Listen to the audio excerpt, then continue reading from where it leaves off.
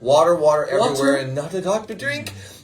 We get into water. We'll start here. Here's the rule. All right, the article that was posted on our Facebook page discussing how water is water and everything else is not. And that's not incorrect, okay? So you have to look at this idea and think, well, what do they mean by that? You know, Viktor Frankl was one of my mentors years ago, and he often told me that when you're looking at water, what you drink is to filter you. It's to flush you. It's to clean you. If you put things in it, the body treats it like a food. So coffee, tea, Crystal Light, lemon in it, Crystal Light, of course. If you put something in it, it's a flavor. Now the body's like, yeah, I'm not going to use that to wash my floors. Really? You just poured soda in your water bucket. I'm not going to mop the floors with that. Okay. It's going to treat it as a food. And in doing so, it will chemically rip it apart. And a percentage of it will stay as water, usually about 30%. The rest of it will all go into the food sources. Well, if you're trying to flush the body, you don't want to go putting all that in. So, now, I'm not saying you can't use lemon water. There's a purpose. I tell patients do it all the time. There's a purpose behind it. But there's a lot of little caveats that get lost and missed along the way. One of the big ones is this. You either buy a water filter or you become a water filter. That's it. You either want to be the water filter yourself or you buy one to do it for you. That sounds like it could contribute to kidney stones. And every other disease you can imagine. Right? So when you're filtering the stuff you're putting in, when you are the filter, it's not so good for you. Okay. So ideally, you want to say, all right, how much water should I drink as a rule of thumb? This varies greatly. Okay. They've done numerous studies on it, and different cultures around the world all have different viewpoints. Taoist medicine says, you know what, don't drink too much. You can flood this thing. Other people are like, my God, drink gallons of water a day every day. The problem is you can still flood this thing. So as a rule of thumb, I try to look at this and say, okay, what's your body weight at? No more than half that body weight in ounces, ever. That's plenty. So if you're 180 pounds, 90 ounces of water a day would be about your max. And you probably, we'll call it 3 quarts. Okay. And you can probably pull back a quart from that and go about 2 quarts of water a day. So usually somewhere between 2 to 3 is enough for most people. Unless you're out there sweating and working, and then you got to put it back. But there's a lot that goes on here. People were talking about filters and different stage filters like Britas and Pure and Zero filters and so on. One person's comment are things that don't ever use a Zero filter because it strips the minerals away. You're not wrong in that sense. It does do that. It works better than a Brita, better than a Pure.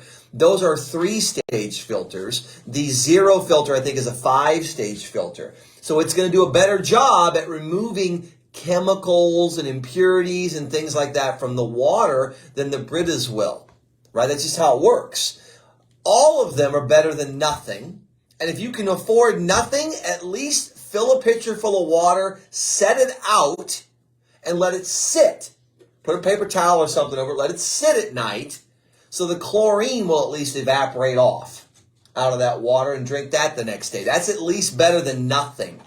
So as a rule of thumb, distilled water is the worst to drink because there's nothing in it. They take everything away, and if that's your only source of water, then you will demineralize the body. You got to be careful. All these waters that have pHs and this and that. Why are they giving that to babies then? Okay, that's a different subject. And they fluoridate it too, which is even better, nursery water. So as a rule of thumb, when you go through this, because they're avoiding all the chemicals and the minerals and things like that. So when you're going through this sort of thing, you start thinking about, okay, should I drink water that has a high pH, right? There's many companies out there that are selling alkaline water and stuff. Right. If you had a cancer and you know that cancer is driven by excess acidity, putting some alkalizer in there to help balance pH is not a bad thing. Most people tend to be a little more acid than they do alkaline. However, the downside of putting alkaline water in is that it interferes with digestion. Right. It slows it down. All right, is that a good idea? I don't know. Ask all the people taking Tums, Rolaids, Mylanta, Zantac, You already Pepsid, have Axid, Zantac Prevacid, off the market. Nexium. What else is out there? Prilosec, if I missed Zantac one. got pulled off the market. There it was. Zantac got pulled because of the cancer. But you look at all these. Cancer, what? Cancer, heartburn, your choice. So you look at these things. The idea behind it is that when you're looking at water in general, you need to drink it. If you're putting things in it, fruits and this and that, that's fine, but it's not really water at that point. Now it's a food, technically. So you have to try to put just good old-fashioned regular water in sometimes. Not gallons of the stuff, just sometimes. Help the body flush. Coffees and teas and things are okay, sometimes, but they can't be your only thing you put in.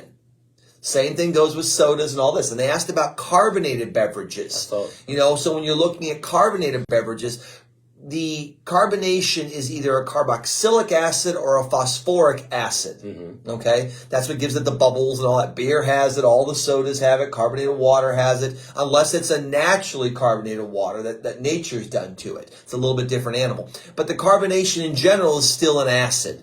Okay? And that then's going to interfere with calcium and phosphorus ratios in the body. And those have to be meticulously maintained. It's the reason why a lot of you ask me about supplements and say, Doc, should I take zincs and Z's and C's and P's and Q's and F's and all that stuff? I'm not a big single supplement fan. I never have been, right? Because you are a cocktail. You walk up to me like this cup and you're full to the top with ice. And each little cube represents a different mineral, a different vitamin, a different something.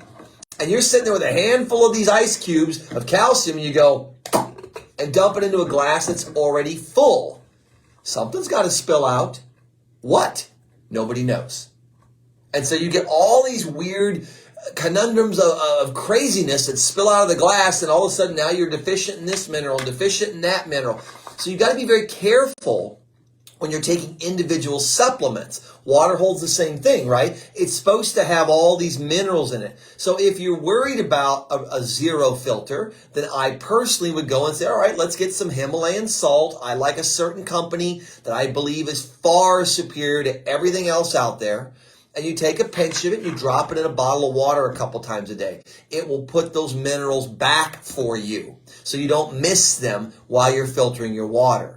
So again, as a rule of thumb, you buy a water filter or you become a water filter. And then you look at what you can afford.